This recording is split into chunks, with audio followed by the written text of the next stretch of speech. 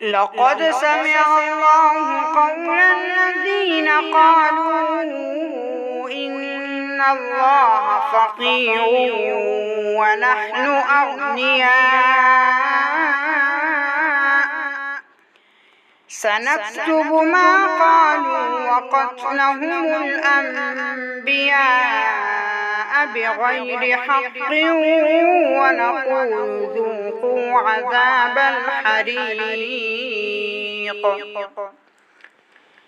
ذلك بما قدمت أيديكم وأن الله ليس بظلام للعبيد الذين قالوا إن الله عهد إلينا ألا نؤمن لرسول حتى يأتينا بقربان تأكله النار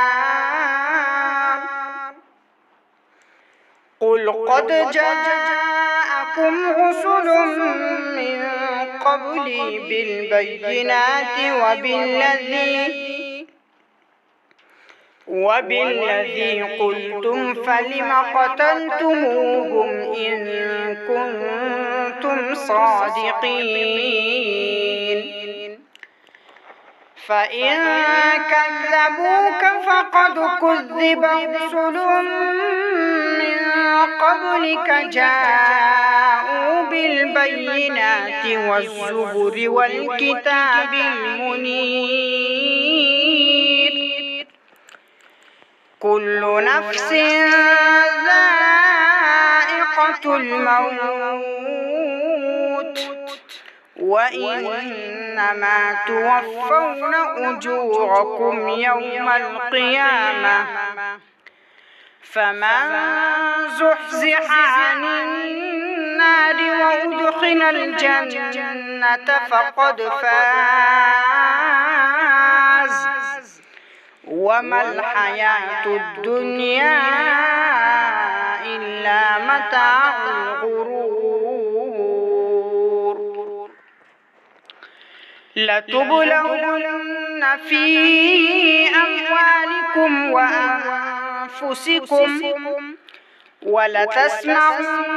من الذين أوتوا الكتاب من قبلكم ومن الذين أشركوا أذى كثيرا وإن تصبروا وتتقوا فإن ذلك من عزم الأمور وإذ أخذ الله ميثاق الذين أوتوا الكتاب لتبيننه للناس ولا تكتمونه فنبذوه وراء ظهورهم واشتروا به ثمنا قليلا فبئس ما يشترون لا تحسبن الذين يفرحون بما أتوا ويحبون أن يحمدوا بما لم يفعلوا فلا تحسبنهم